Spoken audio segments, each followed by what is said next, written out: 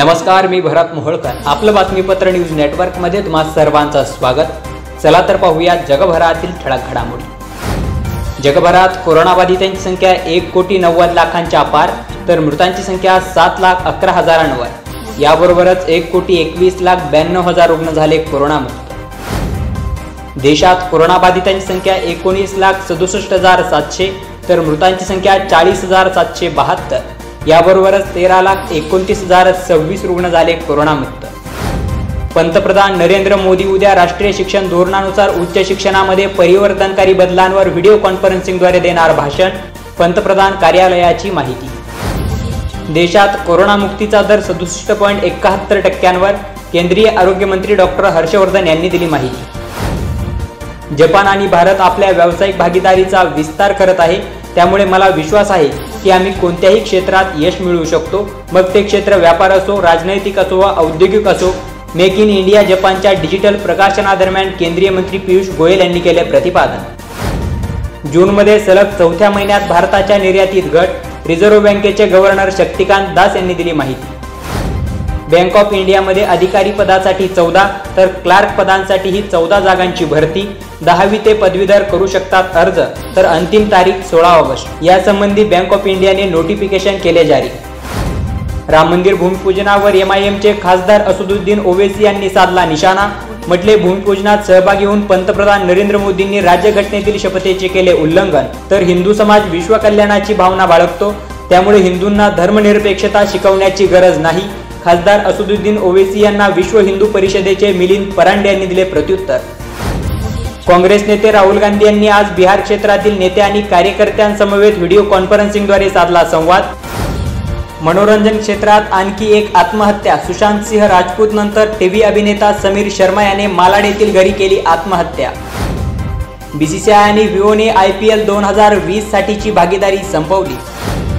आज सेन्सेक्स 362 अंकांनी वधारून 38,025 वर झाला बंद, तर निफ्टी 98 अंकांनी वधारून 11,200 वर स्थिरावली. रिझर्व्ह बँकेच्या निर्णयानंतर अमेरिकी डॉलरच्या तुलनेत रुपया 74.94 वर राहिला कायम. राज्यात 3,05,521 रुग्ण कोरोनामुक्त, तर 1,75,961 रुग्णांवर उपचार सुरू. पंतप्रधान नरेंद्र मोदी यांनी मुख्यमंत्री उद्धव ठाकरे यांच्याशी मुंबईतील पाऊस परिस्थितीबाबत केली चर्चा, तर राज्याला सर्वतोपरी मदत करण्याचे दिले आश्वासन.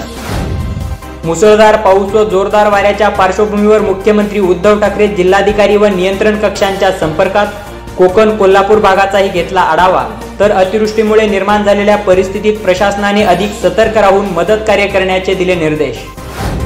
राज्यात दूध दरवाढ आंदोलनाच्या पार्श्वभूमीवर अतिरिक्त दूध योजनेतील दूध भुकटी पॅकिंग करून अमृत आहार योजनेतील आदिवासी मुलांना व गरोदर व स्तनदा मातांना देणार. मुख्यमंत्री उद्धव ठाकरे यांच्या अध्यक्षतेखाली आयोजित बैठकीत झाला निर्णय. राज्यात सुरू असलेल्या संततधार पावसामुळे मुख्यमंत्र्यांनी पालिका आयुक्त, महापालिका, पोलीस, रेल्वे, आरोग्य यंत्रणा तसेच NDRFच्या सहाय्याने परिस्थिती हाताळावी व नागरिकांची गैरसोय होऊ नये यासाठी तातडीने कार्यवाही करण्याचे दिले निर्देश. मुंबई, कोकणासह राज्यात अनेक ठिकाणी अतिवृष्टीमुळे निर्माण झालेल्या परिस्थितीला तोंड देण्यासाठी राज्य शासनाची आपत्कालीन यंत्रणा व जिल्हा प्रशासन सज्ज. NDRFची 16 पथके राज्यातील विविध भागात तैनात, तर जनतेला घरातच राहून सुरक्षित राहण्याचे राज्याचे आपत्ती व्यवस्थापन मंत्री विजय वडेट्टीवार यांनी केले आवाहन.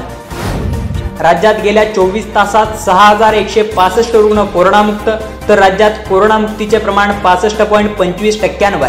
राज्याचे आरोग्यमंत्री राजेश टोपे यांनी दिली माहिती. प्रथा परंपरा काळाशी सुसंगत असाव्यात हा प्रबोधनकारी संदेश कृतीतून दाखवत मातृयोगाचे दुःख बाजूला ठेवून 3 दिवसाच्या दुखवट्यानंतर राज्याचे आरोग्यमंत्री राजेश टोपे कर्तव्यावर हजर. देवेंद्र फडणवीस सरकारने सुरू केलेली बळीराजा चेतना अभियान योजना राज्य सरकारने केली बंद, तर सन्मान योजनेपाठोपाठ बळीराजा चेतना अभियान योजना ही राज्य सरकारने बंद करत देवेंद्र फडणवीसांना दिला दणका. अहमदनगर जिल्ह्यातील प्रलंबित विद्युत विकास कामांबाबत महसूल मंत्री बाळासाहेब थोरात यांनी ऊर्जा मंत्री नितीन राऊत यांच्या उपस्थितीत महावितरणच्या वरिष्ठ अधिकाऱ्यांसोबत घेतली बैठक, तर उपकेंद्रातील क्षमता वाढ, नवीन उपकेंद्रे व अतिउच्चदाब उपकेंद्र प्रस्तावित करण्याचे दिले निर्देश. आज अहमदनगर जिल्ह्यात 385 रुग्ण झाले कोरोनामुक्त. जिल्हा आरोग्य यंत्रणेची माहिती. याबरोबरच 24 तास 24 बातम्या हे बातमीपत्र संपलं. पुन्हा भेटूया उद्या सायंकाळी 6:30 वाजता. तोपर्यंत नमस्कार.